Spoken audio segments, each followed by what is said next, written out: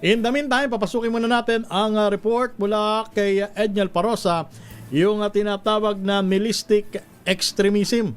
Aba, sa likod ng nangyaring Zamboanga shooting, hindi isinasantabi ng Department of Education. Ano ba itong nihilistic extremism na ito?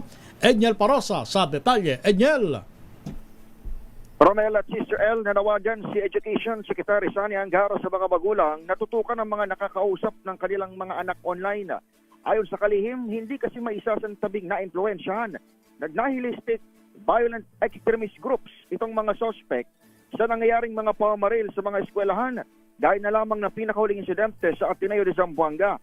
Tumutukoy itong nihilistic violent extremism sa ilang mga grupong ginagamit ang nihilism o yung paniniwala o pananaw na walang katuturan ng buhay ng isang tao para bigyan pa ng pagsusog ang galit ng isang kabataan sa society o sa lipunan at sa gayon ay magsagawa ng karahasan.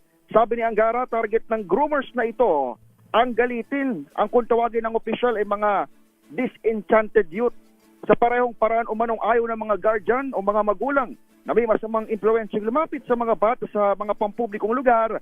Panahon na raw, sabi ng Deputy Secretary, para bantayan din ang mga kumakausap sa mga mag-aaral o menor de edad sa internet. Pakinggan natin, Secretary Sani Angara. Yun ang naglalason sa isipan ng ating mga kabataan, yung sinong kausap nila online, di ba? Nakita nung mga groomer na, galit to, disenchanted youth to. Ito, maano natin to, mapapagalit pa natin lalo sa mundo ito. Dahil yun ang role ng mga nihilistic violent groups. Talagang, so dapat malaman din ng mga magulang. Tugma ang hinalang ito ni Angara sa impormasyong inilabas ni Interior Secretary John Rick Remulla na posibleng na-radicalize sa larong Roblox itong grade 8 shooter sa Zamboanga. Nilinaw ni Remulla na hindi laro ang direktang problema, kundi ang chat o yung mga nakakausap ng suspect bago niya gawin ang pamamaril.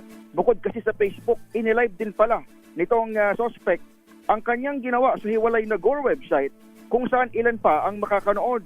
Nakikipag-ugnayan na ngayon ng Philippine National Police sa mga online network para i-take down ang naturang mga material. Ako si Edniel Parosa, DZRH, una sa Pilipinas, una sa Pilipino. Maraming